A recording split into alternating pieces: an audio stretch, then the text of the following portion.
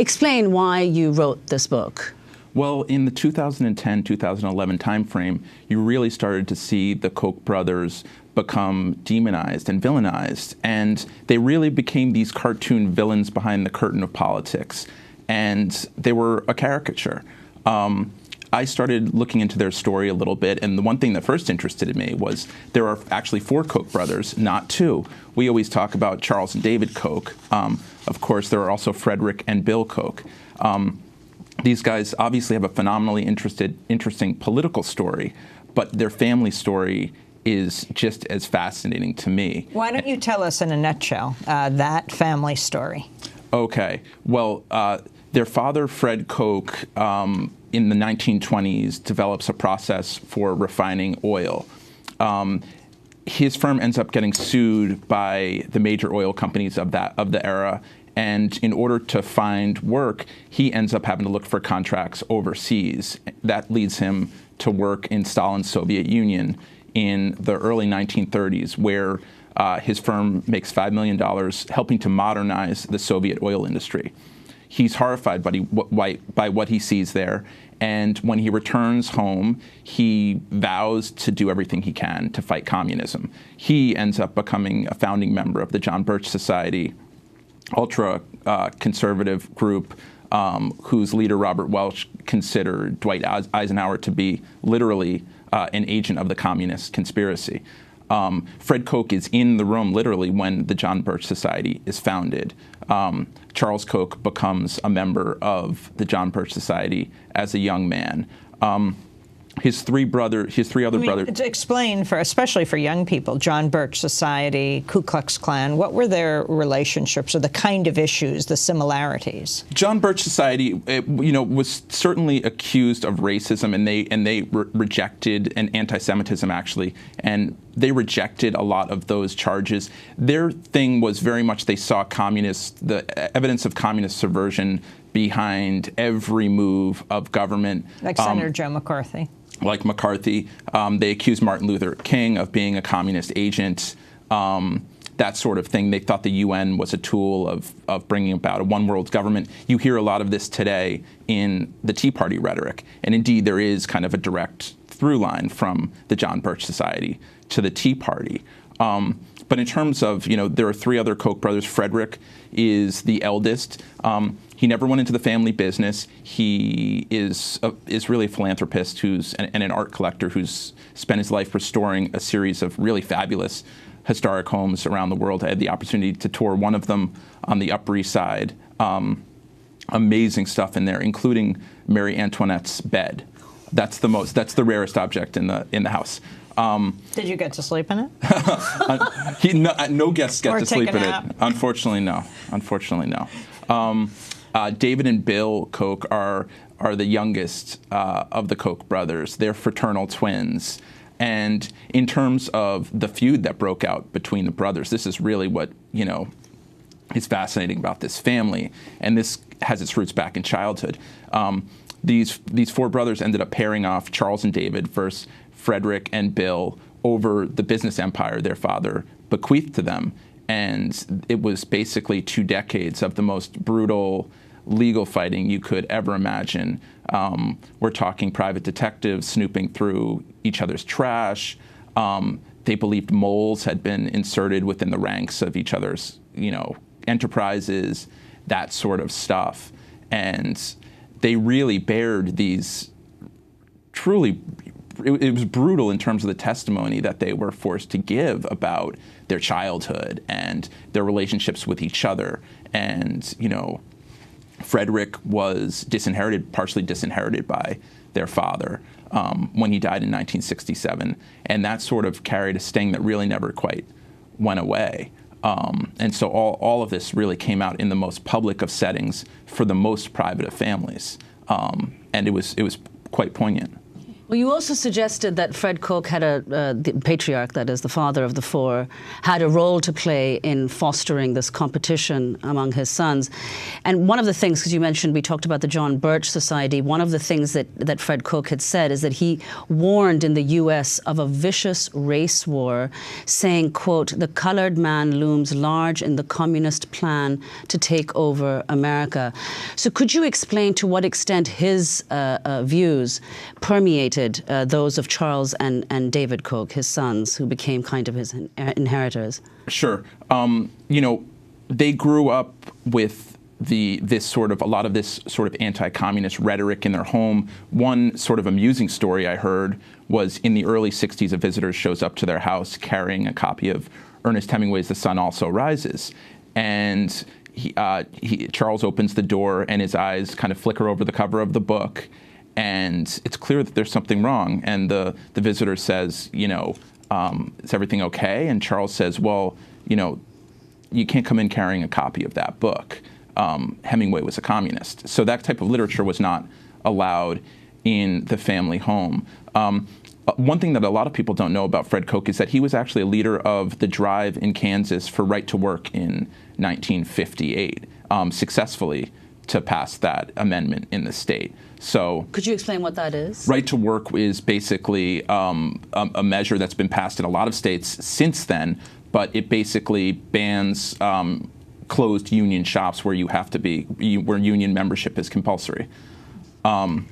Also, the sympathy for fascism. You write that in 1938, then sympathetic to the fascist regimes ruling Germany, Italy, and Japan, Fred, that's the father, wrote that he hoped one day the United States would resemble these nations, which had overcome the vices of idleness, feeding at the public trough, and dependence on government. He made a lot of pretty bombastic and very strange statements, and I think even David has acknowledged that his dad went a little bit overboard with the anti-communism stuff. But there's no question that his kind of anti-government ethos and his fears about socialism are reflected today in the politics of his sons, Charles and David in particular. Talk about their politics and how they went from this private dynasty to coming out much more, maybe it was after the battles within the family, to be so publicly powerful, influencing. I mean, we just passed the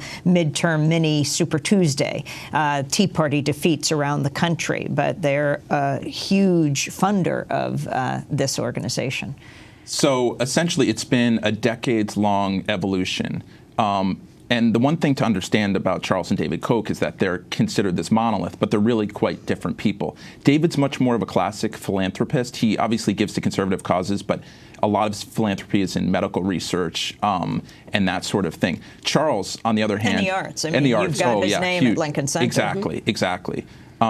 Charles is, as people who know him will tell you, his lifelong mission has really been to change the political culture. And he's been working on this project for going on, over 5 decades at this point. He was a John Birch Society member in the early 60s, ends up getting not quite pushed out. He resigns because he runs an ad blasting the Vietnam War in the Wichita Eagle, enraged the leadership of the Birch Society by doing this. And from there, he sort of gets involved with the fledgling libertarian movement of that day.